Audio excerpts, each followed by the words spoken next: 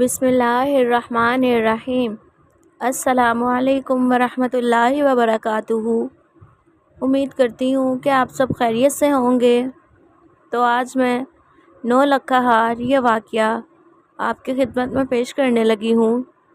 Video کو last تک دیکھیے گا، اسکپ مت کیجیے گا۔ چلتے ہیں ویڈیو کی طرف۔ بادشاہ کو ہیرے جواہرات جمع کرنے کا بہت شوق تھا۔ اس کام کے لیے اس نے دنیا کے سارے ملکوں میں اپنے آدمی بھیج رکھے تھے، جو اس کے لیے لال و گہر خرید کر ارسال کرتے تھے۔ ایک مرتبہ اسے ایک سوداگر نے 9 لکھا ہار پیش کیا۔ اس ہار میں اس قدر خوبصورت ہیرے جڑے ہوئے تھے کہ دیکھنے والا اش اش کر اٹھتا۔ بادشاہ نے وہ ہار اس سوداگر سے خرید لیا اور محل میں جا کر اپنی 40ویں ملکہ کو پیش کر دیا۔ اس ملکہ کا نام شوالی تھا اور وہ بے حد حسین تھیں۔ شام کو ملکہ نے وہ ہار پہنا تو وہ فوراً گدھی بن گئیں۔ اس تبدیلی کا آنا فانا سارے محل میں شور مچ گیا۔ بادشاہ کو اطلاع ملی تو وہ دوڑا دوڑا ملکہ شوالی کے پاس پہنچا اور اسے گدھی بنا دیکھ کر چیخ پڑا، کس کی شرارت ہے یہ؟ کس بدبخت نے ہماری ملکہ کا یہ حال کیا ہے؟ اس نے دربار کے مہا جوتشی کو طلب کر کے پوچھا۔ جوتشی وہیں بیٹھ کر حساب کرنے لگا۔ جوتشی نے کہا، بادشاہ سلامت، ملکہ عالیہ کا حلیہ 9 لکھا ہار بیچنے والے سوداگر نے بگاڑا ہے۔ وہ سوداگر اصل میں جوہن جادوگر ہے۔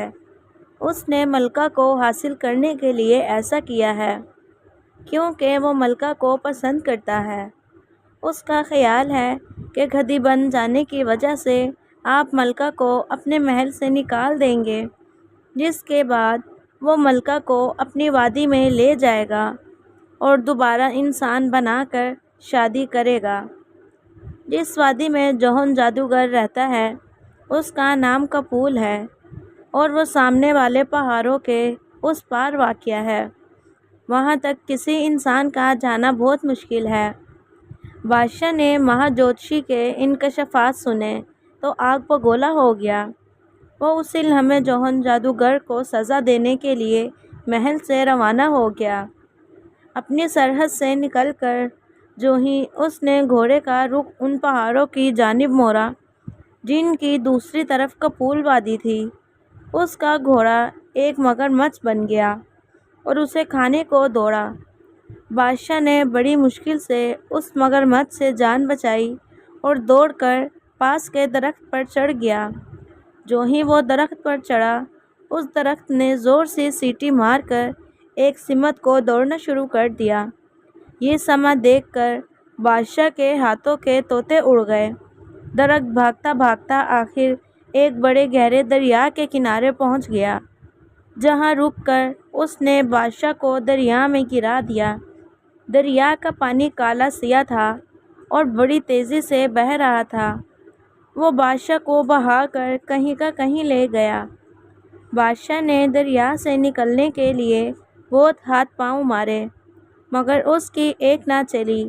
آخر دریا کے پانی نے اسے ایک ایسے جزیرے پر پھینک دیا جس میں بھینس جتنے موٹے بچھو گھوم رہے تھے۔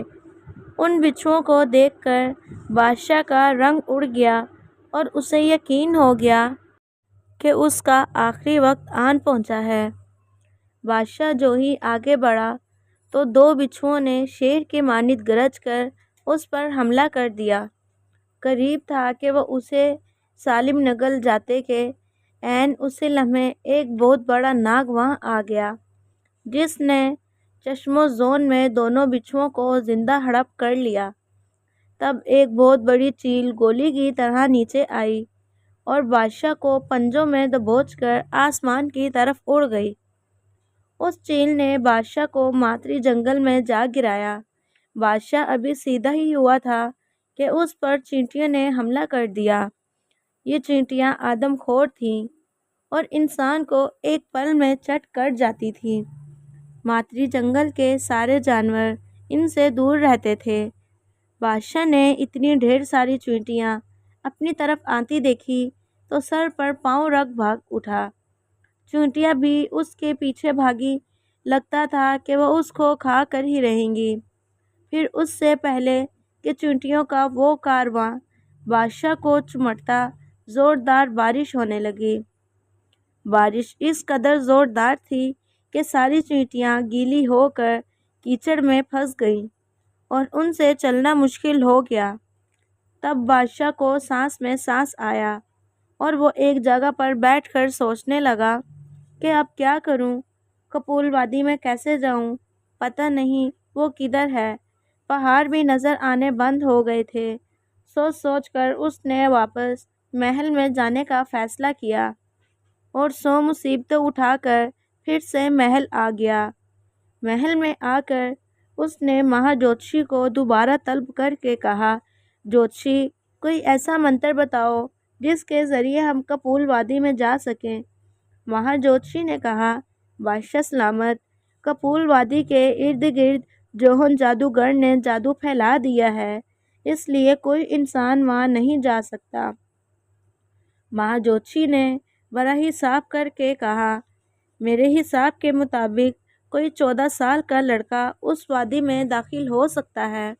چنانچہ بادشاہ نے اسی وقت پورے ملک میں منادی کرا دی کہ جو 14 سال کی عمر والا لڑکا ہمارا یہ کام کرے گا اسے منہ مانگا انعام دیا جائے گا۔ اس منادی کو سن کر بے شمار لڑکے آئے۔ ان میں سے ایک کو بادشاہ اور مہا جوتشی نے پسند کر لیا۔ اس لڑکے کا نام ارسلان تھا۔ ارسلان بہت بہادر اور عقل مند تھا۔ اس نے جانے سے پہلے اپنے ماں باپ کو اس کام کے متعلق بتانا ضروری سمجھا۔ ابا حضور، ملکہ شوالی کو جوہن جادوگر نے 9 لکھا ہار سے گدھی بنا دیا ہے، جس پر بادشاہ نے مجھ کو جادوگر کی اس حرکت کی سزا دینے کے لیے چنا ہے۔ چنانچہ میں کپول وادی میں جا رہا ہوں، آپ کی کیا رائے ہے؟ اس کے باپ نے اسے شاباش دے کر کہا، بہت اچھی بات ہے بیٹا، تم جوہن جادوگر کو سزا دینے ضرور جاؤ، پر اپنے ساتھ اپنے کتے کیٹو کو ضرور لے جاؤ۔ کیٹو تمہارے بہت کام آئے گا۔ ارسلان نے کیٹو کو ساتھ لیا اور کپول وادی کی طرف چل پڑا۔ پھر جو ہی وہ ان پہاڑوں کے پاس پہنچا، کیٹو نے زور زور سے بھونکنا شروع کر دیا۔ ارسلان کو کیٹو کے بھونکنے پر بڑا غصہ آیا۔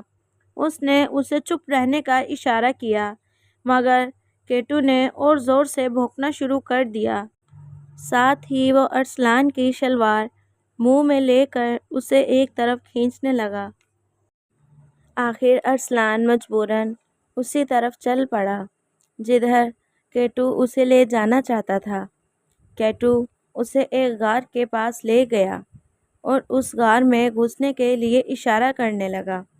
ارسلان نے کیٹو کے اشارے پر غار میں قدم رکھا تو پورے غار میں زلزلہ آ گیا۔ ارسلان کو ایسا لگا جیسے ابھی پورا پہاڑ اس پر گر پڑے گا۔ وہ دوڑ کر غار سے باہر نکلنے لگا، مگر کیٹو نے اسے روک دیا۔ کچھ دیر بعد زلزلہ بند ہو گیا اور وہ غار میں سفر کرنے لگا۔ کیٹو اس کے آگے آگے تھا۔ کافی آگے جانے کے بعد اس نے کسی کی خوفناک آواز سنی، کم بخت، اگر زندگی چاہتے ہو تو واپس بھاگ جاؤ، ورنہ مار مار کر بھرکس نکال دوں گا۔ ارسلان سمجھ گیا کہ یہ دھمکی جوہن جادوگر نے دی ہے، لہذا وہ بھی اونچی آواز میں بولا، میں تمہاری جان لے کر رہوں گا، پھر واپس جاؤں گا۔ ارسلان نے اب جوہن کو جواب نہ دیا بلکہ آگے بڑھنے لگا۔ آخر وہ غار سے باہر نکل آیا۔ یہاں سے کپول وادی شروع ہو گئی تھی۔ کچھ دور جا کر ان کے راستے میں ایک بہت اونچی پتھروں کی دیوار آ گئی، جسے دیکھ کر کیٹو چی چی کرنے لگا۔ ارسلان نے کیٹو کو پریشان دیکھ کر اسے آگے بڑھنے کا اشارہ کیا، مگر کیٹو نے خوف زدہ ہو کر آگے بڑھنے سے انکار کر دیا۔ کیٹو کے آگے بڑھنے سے انکار پر ارسلان کو بڑا غصہ آیا۔ اس نے سوچا، کیٹو جھوٹ بول رہا ہے۔ چنانچہ اس نے اس کی گردن پکڑ کر دیوار کی طرف دھکیل دیا اور کہا، خام خواہ نخرے نہ دکھاؤ، چلو اس دیوار کو توڑو۔ کیٹو دیوار کے ساتھ لگتے ہی ایک دم پتھر کا ہو گیا۔ یہ دیکھ کر ارسلان کا رنگ اڑ گیا اور وہ افسوس کے ساتھ ہاتھ ملنے لگا کہ کیوں میں نے کیٹو کو دیوار کی طرف دھکا دیا، مگر اب کیا فائدہ، جوہن جادوگر کا وار چل گیا تھا۔ اس نے کیٹو کو پتھر بنا کر ارسلان کو تنہا کر دیا تھا۔ اب اکیلے ارسلان کے لیے نپٹنا آسان نہیں تھا۔ اچانک جوہن کی آواز گونجی، اب سنو بے وقوف بچے، میں نہ کہتا تھا یہاں سے واپس چلے جاؤ، مگر تم نے انکار کر دیا۔ اب تمہیں پتہ چلے گا، اب مرنے کے لیے تیار ہو جاؤ۔ اتنا کہہ کر جوہن جادوگر نے جادو کا چابک ارسلان کی طرف روانہ کر دیا۔ اس چابک نے آتے ہی ارسلان کو زور زور سے مارنا شروع کر دیا۔ جہاں چابک پڑتا وہاں سے خون نکل آتا تھا۔ قریب تھا کہ چابک کھا کھا کر ارسلان کی کھال پھٹ جاتی اور وہ مر جاتا۔ ایک نورانی چہرے والے بزرگ اس جگہ نمودار ہوئے اور انہوں نے آتے ہی چابک کو پکڑ کر دو ٹکڑے کر دیا اور ارسلان کو ہاتھوں پر اٹھا کر ایک درخت کے سائے میں لے گئے۔ ارسلان اس نیک دل ہستی کو دیکھ کر بولا، بابا جی آپ کون ہیں؟ ہمارا نام دیوال ہے بیٹا۔ یہ تمہارا کتا کیٹو پہلے ہمارے پاس جب رہتا تھا، ہم نے ہی وہ ساری طاقت اسے بخشی تھی، اس کی وجہ سے وہ تمہیں یہاں تک لے آیا ہے۔ تم نے اسے پتھر کی دیوار کے ساتھ لگا کر بڑی غلطی کی ہے۔ وہ یہ دیوار نہیں ہٹا سکتا تھا کیونکہ یہ علم ہم نے اس کے حوالے نہیں کیا تھا۔ ارسلان یہ سن کر بابا جی کے پیروں پر گر گیا اور رو رو کر کہا، بابا جی مجھ سے غلطی ہو گئی ہے، مجھے معاف کریں، مجھے اصل میں غصہ آ گیا تھا، ابھی بچہ ہوں نا۔ دیوال بابا ارسلان کی آزادی سے بہت متاثر ہوئے۔ انہوں نے اس کی کمر پر تھپکی دے کر کہا، گھبراؤ نہیں، جوہن تمہارا کچھ نہیں بگاڑ سکتا۔ یہ میری جوتی اپنے پیروں میں پہن لو، پھر دیکھنا کیا ہوتا ہے۔ جو ہی تمہیں کوئی مشکل آئے اس جوتی سے کہنا، ہو جاؤ شروع، بس یہ شروع ہو جائے گی۔ ارسلان نے دیوال بزرگ کی دی ہوئی جوتی پاؤں میں پہننے کے بعد عرض کیا، بابا جی کیٹو کو بھی ٹھیک کر دیں۔ مگر دیوال بزرگ نے کہا، بیٹا کیٹو اب اس وقت تک ٹھیک نہیں ہو سکتا جب تک تم جوہن کا خاتمہ نہیں کر دیتے۔ ارسلان یہ سن کر اداس ہو گیا اور جوہن جادوگر کو ختم کرنے چل پڑا۔ دیوال بابا اچانک وہاں سے غائب ہو گئے۔ پتھر کی دیوار کے پاس آ کر ارسلان نے دیکھا کیٹو کا بت ابھی تک وہاں پڑا تھا۔ اس سے ارسلان کو طیش آ گیا اور وہ جوہن کو عبرتناک سزا دینے کے لیے روانہ ہو گیا۔ جب دیوار 1 فٹ کے فاصلے پر رہ گئی تو اس نے دیوال بابا کی دی ہوئی جوتیوں سے کہا، ہو جاؤ شروع۔ اس کے یہ کہتے ہی دونوں جوتیاں اس کے پیروں سے نکلیں اور تر تر دیوار پر برسنے لگیں۔ ذرا سی دیر میں جوتیوں نے دیوار میں اتنا بڑا سوراخ کر دیا جس میں سے ارسلان گزر سکتا تھا۔ چنانچہ ارسلان بڑے آرام سے اس سوراخ کے ذریعے دوسری طرف چلا گیا۔ دیوار کی دوسری طرف جاتے ہی ایک بہت بڑی گدھ نے اس پر حملہ کر دیا۔ ارسلان نے فوراً جوتیوں کو پکارا، وہ فوراً اس کے پیروں سے نکل کر گدھ کو مارنے لگی۔ اگلے لمحے گدھ مردہ ہو کر نیچے گر گئی۔ اس وقت جوہن کی کڑکدار آواز آئی، ان جوتیوں کے گھمنڈ میں نہ رہنا لڑکے، میرے پاس اس قدر طاقتور منتر ہیں جو ان جوتیوں کا حشر نشر کر دیں گے۔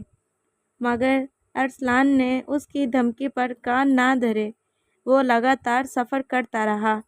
شام ہونے تک وہ جوہن جادوگر کے محل میں پہنچ گیا۔ ہزاروں سال پرانا تھا۔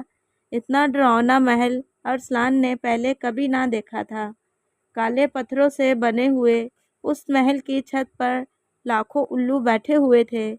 ان الوؤں نے ارسلان کو دیکھ کر شور مچانا شروع کر دیا، جیسے کسی کو وہ خبردار کر رہے ہوں۔ پھر وہ ایک دم اڑ کر ارسلان کو مارنے آ گئے۔ ان کی چونچیں کینچی کے مانند تیز تھیں۔ ارسلان نے انہیں آتے دیکھا تو دیوال بابا کی جوتیوں سے چیخ کر کہا، ہو جاؤ شروع۔ جوتیاں فوراً اس کے پیروں سے نکل گئیں اور الوؤں کی درخت بنانے لگیں۔ الوؤں نے حجامت بننے پر چلانا شروع کر دیا۔ دیوال بابا کی جوتیوں نے سارے الوؤں کا صفایا کر دیا اور دوبارہ ارسلان کے پیروں میں واپس آ گئیں، مگر جوہن جادوگر جادو کے زور سے غائب ہو کر محل میں جا کر چھپ گیا۔ ارسلان نے اس کا تعاقب کیا۔ وہ اسے محل کے کمروں میں ڈھونڈنے لگا۔ محل اتنا بڑا تھا کہ اس کے کمرے ختم ہی نہیں ہو رہے تھے۔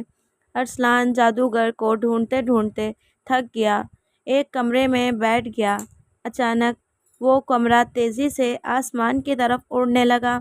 ارسلان بری طرح گھبرا گیا کہ کرے تو کیا کرے۔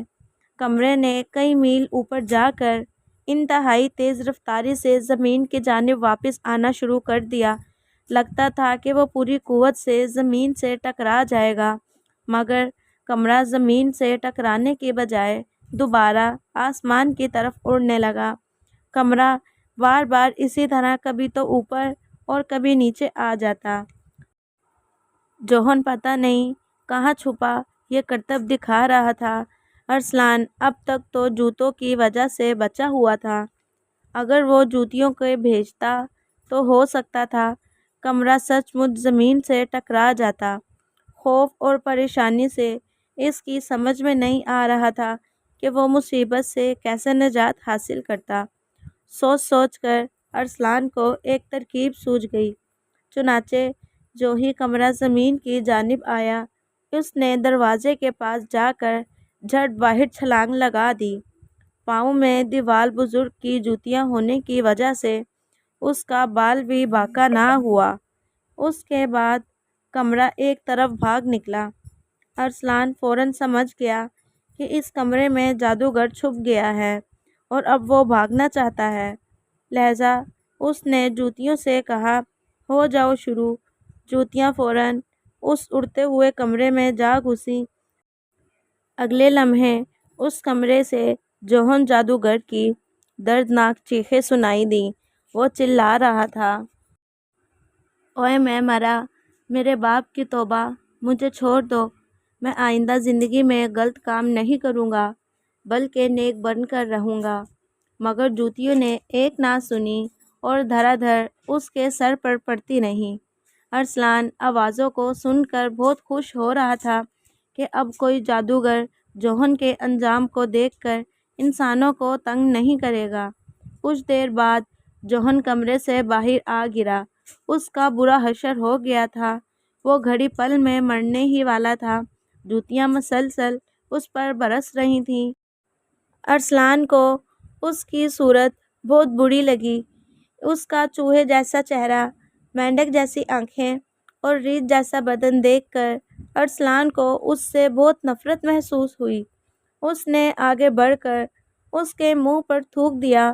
اس لمحے جوتیوں نے جوہن کی کھوپڑی توڑ دی، جس کے ٹوٹتے ہی اندر سے مری ہوئی چھپکلیاں، بچھو اور سانپ نکل کر باہر آ گرے اور زندہ ہو کر جوہن جادوگر کا گوشت کھانے لگے۔ ذرا سی دیر میں انہوں نے اس کا سارا گوشت ہڈیوں سمیت نگل لیا اور جنگل میں غائب ہو گئے۔ اس طرح اس ناپاک جادوگر کا خاتمہ ہو گیا۔ جادوگر کا خاتمہ ہوتے ہی کیٹو دوبارہ زندہ ہو گیا۔ وہ چی چی کرتا ہوا ارسلان کے پیر چاٹنے لگا۔ ارسلان کیٹو کے ساتھ دیوال بابا کے پاس چلا آیا۔ یہاں اس نے دیوال بابا کو جوتیاں واپس کی۔ ارسلان دیوال بزرگ کی جوتیاں واپس کر کے اپنے ملک آ گیا تو اسے پتہ چلا کہ ملکہ شوالی ٹھیک ہو گئی ہیں اور بادشاہ اس کا انتظار کر رہا ہے۔ چنانچہ ارسلان نے بادشاہ سے بڑا انعام لیا اور اپنے گھر کو روانہ ہو گیا۔ امید کرتی ہوں کہ ہماری ویڈیو آپ کو اچھی لگی ہوگی۔ اگر پسند آئی ہو تو لائک کریں، سبسکرائب کریں اینڈ شیئر لازمی کریں۔ شکریہ۔